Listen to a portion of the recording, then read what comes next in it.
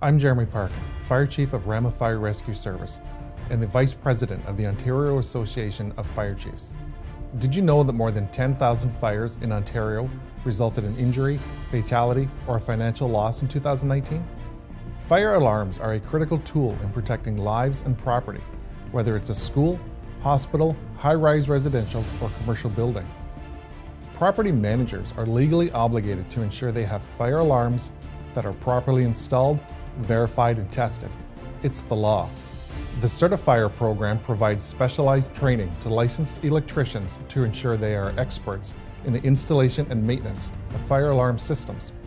Property managers should make sure they use a registered fire alarm contractor who employs Certifier-trained electricians to help keep everyone safe.